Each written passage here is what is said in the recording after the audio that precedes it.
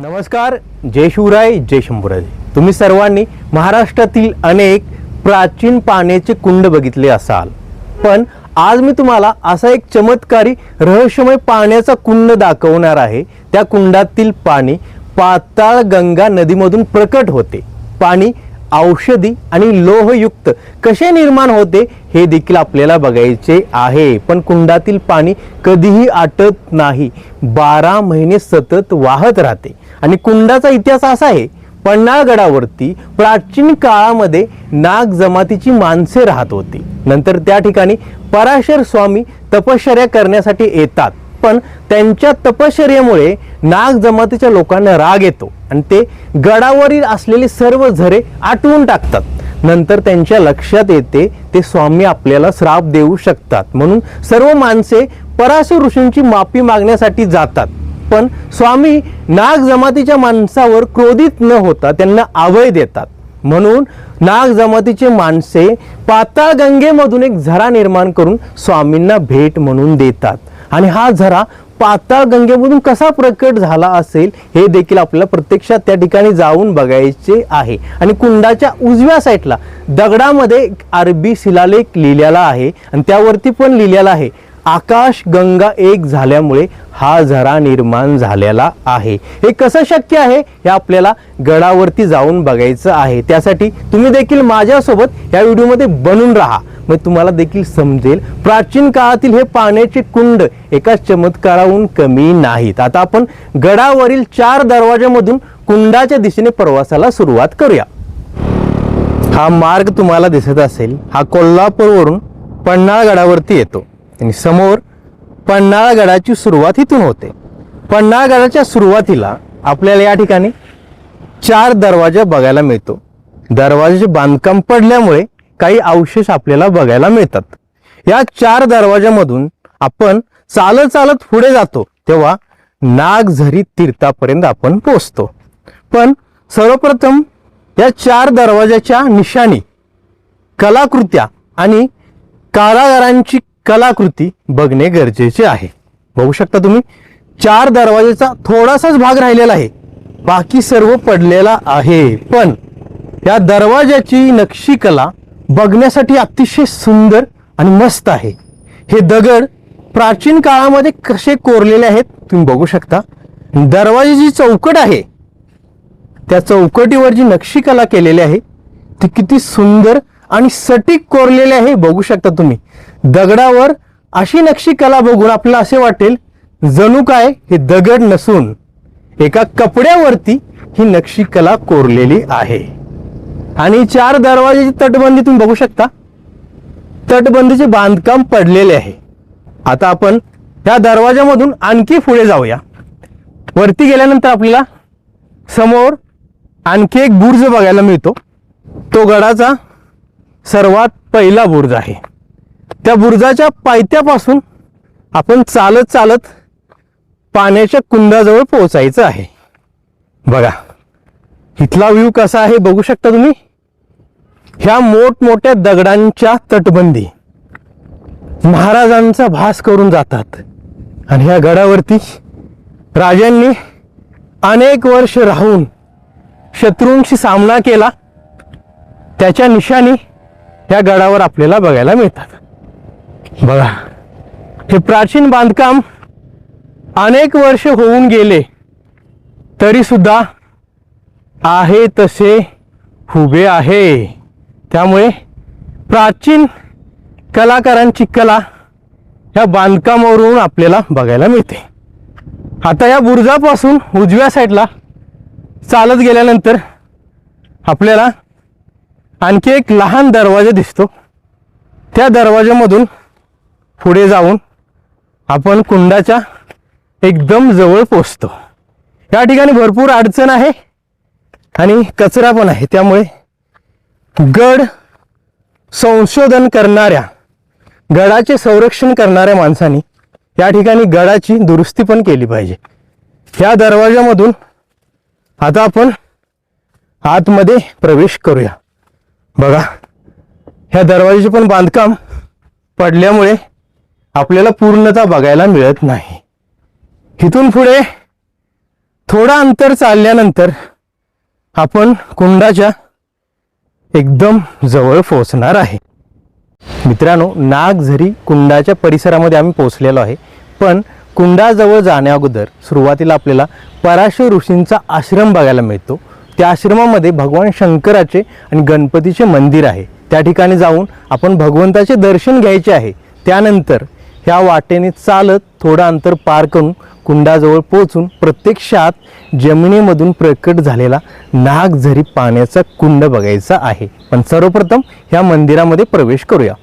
तुम्ही बघू शकता या ठिकाणी सर्वत्र मोठमोठी झाडे आपल्याला बघायला मिळतात आणि ह्या झाडांच्या सानिध्यामध्ये स्वामींचा आश्रम आहे. आता आपण या आश्रमामध्ये प्रवेश करूया. बघू शकता तुम्ही या ठिकाणी एक बोर्ड पण लावलेला आहे, पराशर आश्रम. पराशर मुनींनी आपली पत्नीसह अनेक वर्ष या ठिकाणी तपश्चर्या केलेली आहे. आता आपण या प्रवेशद्वारमधून आतमध्ये एंट्री करूया. आतमध्ये गेल्यानंतर समोर आपल्याला एक खूप मोठे झाड बघायला मिळते. हे झाड पण खूप जुने आहे आणि खूप मोठमोठ्या फांदींनी परिपूर्ण आहे. झाडाच्या समोर गेल्यानंतर आपल्याला हे प्राचीन मंदिर बघायला मिळते. ह्या मंदिरामध्ये जे दगड वापरलेले आहेत ते खूप जुने आणि प्राचीन कलाकारांची कला दर्शवतात. 2 कळस आहेत, म्हणजे 2 मंदिर आपल्या या ठिकाणी बघायला मिळतात. मंदिराच्या मधोमध गणपती बाप्पाची मूर्ती आहे. सर्वप्रथम आपण त्यांचे दर्शन घेऊया. ओम श्री गणेशाय नमो नमः. गणपती बाप्पाचे दर्शन तुम्ही घ्या. त्यानंतर उजव्या साईडला शंभू महादेवाचं मंदिर आहे आणि हा प्राचीन शंभू महादेवाचा नंदी तुम्ही बघू शकता. ओम नमः शिवाय. नंदीचे दर्शन घेऊन जेव्हा आपण महादेवाचे दर्शन घेतो तेव्हा मनाला वेगळाच आनंद मिळतो. महादेवाची ही प्राचीन पिंड तुम्ही बघा आणि दर्शन घ्या. ओम कर्पूर गौरम करुणावतारम संसार सारम भुवनेंद्रहारम हर हर महादेव. आणि महादेवाचे दर्शन घेतल्यानंतर उजव्या साईडला आणखी एक मंदिर आहे. ते कोणत्या देवाचं आहे आता आपण बघूया. ओम सांब सदाशिव सांब सदाशिव. या ठिकाणी हे पार्वती देवीचे मंदिर असल्यासारखे आपल्याला वाटत आहे, कारण ही देवीची प्राचीन मूर्ती कदाचित आई पार्वती देवीची असावी. ओम सर्व मंगल मांगल्ये शिवे सर्वार्थ साधिके शरण्य त्र्यंबके गौरी नारायणे नमोस्तुते. भगवंताचं दर्शन घेतल्यानंतर आपण आता मंदिरामधून बाहेर पडूया. आणि या ठिकाणी मंदिराच्या चारी बाजूने असलेली दगडांची तटबंदी तुम्ही बघू शकता. तटबंदीचे बांधकाम पडल्यामुळे अर्धवट अवशेष आपल्याला बघायला मिळतात. आणि प्रवेशद्वाराच्या डाव्या साईडला हे 2 प्राचीन नंदी होते, पण आपले त्याकडे लक्ष गेले नाही. पण आता आपण त्यांना बघू शकतो. बघा, हे नंदी आहेत. नंदींच्या सोंडी या ठिकाणी गायब झालेल्या आहेत. हे सर्व औरंगजेबाच्या काळामध्ये घडलेले असावे, कारण औरंगजेब त्यावेळी हिंदू मंदिरांची तोडफोड करून देवांच्या मूर्त्या आणि महादेवाचे नंदी वगैरे तोडत होता. ह्या मंदिरापासून थोडं अंतर चालत पुढे गेल्यानंतर आपल्याला नागझरी तीर्थक्षेत्र बघायला मिळते. समोर तुम्हाला ह्या दगडांच्या तटबंदी दिसत असतील. ह्या तटबंदीच्या आतमध्ये हे नागझरी तीर्थ आहे. या ठिकाणी बोर्ड पण लावलेला आहे. तो बोर्ड आपण सर्वप्रथम वाचूया. बघू शकता तुम्ही, नागझरी तीर्थ. पराशर मुनींच्या तपश्चर्येमुळे क्रोधित झालेल्या नागांनी पन्हाळगडावरील सर्व झरे आटवले. ही गोष्ट पराशर मुनींच्या लक्षात आल्यानंतर नागांना शाप न देता अभय दिले आणि नागांनी स्वामींना हा झरा दान म्हणून दिला. आता आपण ह्या झऱ्यामध्ये प्रवेश करूया. आतमध्ये जाण्यासाठी ह्या दगडी पायऱ्या आहेत. आणि ह्या दगडांचे बांधकाम बघून तुम्हाला समजले असेल प्राचीन कलाकारांची कला.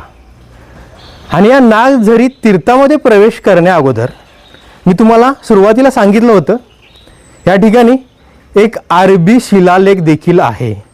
तो शिलालेख मी तुम्हाला सर्वप्रथम दाखवतो. बघा, हा अरबी लँग्वेजमध्ये लिहिलेला शिलालेख आहे, पण गुगलवर सर्च केल्यानंतर या शिलालेखाची माहिती तुम्हाला मिळू शकते. मी तुम्हाला व्हिडिओच्या सुरुवातीला थोडी माहिती सांगितलेली आहे. आणि या शिलालेखाच्या समोरच आपल्याला हा नागझरी पाण्याचा कुंड बघायला मिळतो. बघा, आता जून महिना चालू आहे, भरपूर ऊन आहे, तरीसुद्धा या झऱ्यामध्ये खूप मोठे पाणी वाहत आहे. त्यासाठी आपल्याला आतमध्ये प्रवेश करावा लागणार आहे. आपण ह्या पायऱ्या उतरून खाली जाऊया. पण या ठिकाणी दगडाला कोरून एक गोलाकार कलाकृती बनवलेली आहे. म्हणजे कदाचित हे काय असावे मला माहीत नाही. तुम्हाला माहीत असेल तर कमेंट करून तुम्ही सांगू शकता. आणि तीर्थक्षेत्राजवळ जाण्यासाठी आपल्याला या पायऱ्या उतरत खाली जावं लागणार आहे. पायऱ्या उतरून खाली गेल्यानंतर हा नागझरी पाण्याचा कुंड कसा आहे तुम्ही बघू शकता. बघा, या ठिकाणी चौकोनी आकाराचा हा पाण्याचा कुंड आहे. आणि हे पाणी जमिनीमधून पाताळ गंगा नदीमधून प्रकट होऊन बाहेर येत आहे. बघू शकता तुम्ही, या दगडी बांधकामामधून हे पाणी बाहेर येत आहे. आतमध्ये कोणीही जाऊ शकत नाही, कारण या ठिकाणी गार्ड वगैरे लावलेला आहे. पण हे पाणी आता आपण पिऊन बघूया. हे पाणी लोहयुक्त आणि औषधी आहे. हे पाणी प्यायल्यानंतर आपल्याला अनुभव येतो. आणि हे सर्व बांधकाम मोठमोठ्या दगडी काळ्या पाषाणामध्ये कसे केलेले आहे हे देखील तुम्ही बघू शकता. आणि या ठिकाणी आल्यानंतर आपल्याला प्राचीन काळामध्ये जे घडले होते ते सर्व काही बघायला मिळते. तुम्हाला देखील हे सर्व काही बघायचं असेल तर तुम्ही पन्हाळगडावरती येऊन या तीर्थक्षेत्राजवळ येऊन पाणी पिऊन हा पाण्याचा कुंड बघू शकता. मित्रांनो, नागझरी तीर्थापासून पुढे आल्यानंतर आपल्याला या ठिकाणी एक शिवकालीन विहीर देखील बघायला मिळते. विहिरीचे बांधकाम एकदम गोलाकार आणि काळ्या पाषाणामध्ये कसे केलेले आहे हे तुम्ही बघू शकता. आता आपण या विहिरीमध्ये आतमध्ये कसे बांधकाम केलेले आहे हे बघूया. बघू शकता तुम्ही, आतमध्ये विटांचे बांधकाम आहे. इथून आपल्याला दिसत नाही, या ठिकाणी झाडे उगवलेले आहेत, पण दुसऱ्या साईडवरून आपण बघू शकतो. बघा, आतमधील बांधकाम, वरती दगड, मध्ये वीट, त्यानंतर खाली काळे आणि लाल खडक आणि त्याच्या खाली आणखी काळ्या दगडांचा वापर करून ही गोलाकार शिवकालीन विहीर कशी बनवलेली आहे हे तुम्ही बघू शकता. आणि या विहिरीमध्ये पण पाणी आहे. आणि वरती काळ्या दगडांना ह्या गोलाकार व्यवस्थित तऱ्हेने कसे रचलेले आहेत हे देखील बघितल्यामुळे आपल्याला महाराजांच्या काळातील बांधकाम कशी केली जात होते हे समजते. मित्रांनो, आज मी तुम्हाला कोल्हापूर जिल्ह्यातील पन्हाळगडावरती घेऊन आलो. आणि पन्हाळगडाच्या सुरुवातीला 4 दरवाजामधून आतमध्ये आल्यानंतर आपल्याला हा प्राचीन पाण्याचा कुंड बघायला मिळाला. आणि हा कुंड नागझरी नावाने कसा प्रसिद्ध आहे हे देखील मी तुम्हाला सांगितले. या ठिकाणी जे काही घडले होते त्याचे प्रत्यक्ष उदाहरण आपल्याला या ठिकाणी बघायला मिळते. आणि कुंडाच्या मागच्या साईडला एक अरबी शिलालेख आहे, तो देखील मी तुम्हाला दाखवला. आणि कुंडाजवळ येण्या अगोदर आपण पराशर ऋषींच्या आश्रममध्ये गेलो आणि भगवंताचे दर्शन घेऊन प्राचीन मंदिर देखील बघितले. हे सर्व तुम्ही प्रत्यक्षात या ठिकाणी येऊन बघू शकता. त्यामुळे तुम्हाला देखील प्राचीन काळामध्ये जे काही घडले आहे ते देखील समजेल. आणि हे औषधी पाणी पिल्यामुळे तुमच्या मनाला शांती मिळेल. मी आज या ठिकाणी येऊन तुम्हाला हा व्हिडिओ बनवून दाखवला. हा व्हिडिओ तुम्हाला कसा वाटला मला नक्की कमेंट करून सांगा आणि असेच नवनवीन मराठी व्हिडिओ बघण्यासाठी चॅनलला सबस्क्राईब करा, शेअर करा, लाईक करा आणि बेल आयकन दाबून नोटिफिकेशन ऑन करा. पुन्हा भेटूया अशाच नवीन मराठी व्हिडिओ सोबत. नमस्कार, धन्यवाद. जय शिवराय, जय शंभूराजे. नमः पार्वती पतये. हर हर महादेव. छत्रपती शिवाजी महाराजांचा विजय असो.